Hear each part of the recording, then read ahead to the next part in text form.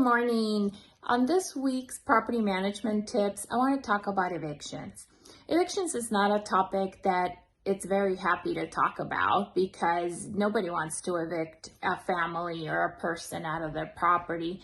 However, there's contracts in place and they have to be followed. And when we get to the eviction part, most of the times it has to do with non-payment of rent. So once we have an eviction granted, this means we've been to court, the eviction has been granted. Depending on which court you're at, the next process is the judge will send the orders to the constable, and the constable at that moment, they will schedule for the lockout.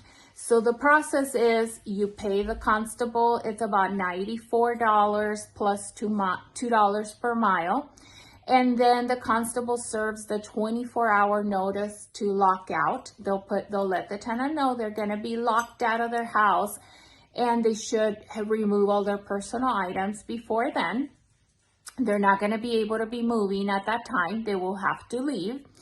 The locks get changed. The constable will also call you the day before and ask you if you have a locksmith that you want to use. I recommend letting the constable use the locksmith that he or she already has en route. Why? Because doing a lockout, it's not easy. They do back-to-back lockouts. It's not always easy as to go to the house, knock the door, move out, let me change the locks. Sometimes it can be dangerous. So let's make their job easier and allow them to use their own locksmith or the locksmith they already have en route since they're going from property to property. What happens after the locks are changed? The locksmith will contact you and let you know that it was completed, and they'll make arrangements to drop off keys and pick up payment.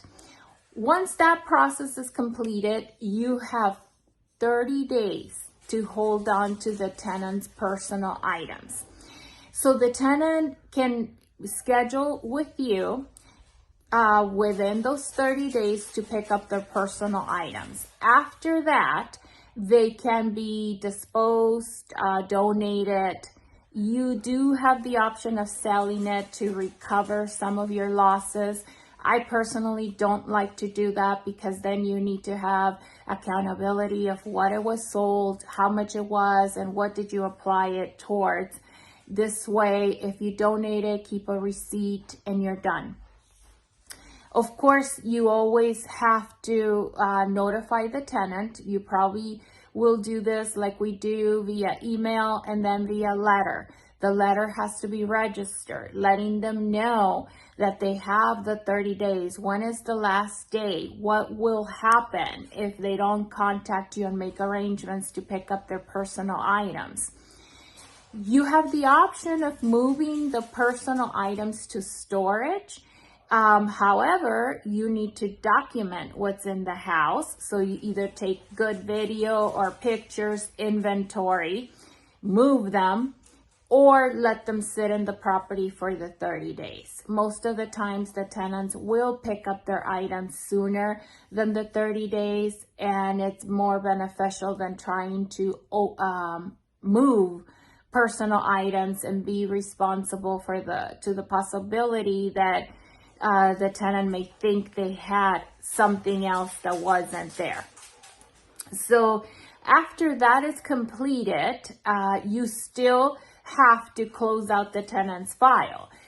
Within those 30 days, we have to do the security transmittal and show what happened to their security deposit, if there were any charges, submit the receipts as you normally would and complete the paperwork, send it via certificate of mailing for documentation. So eviction, it's a process. It's not always pretty. But if you have any questions, if you need any help, always remember this is what we do. Monarch Property Management, LasVegas, yourhome.com, 702-412-7189. We're here to help you.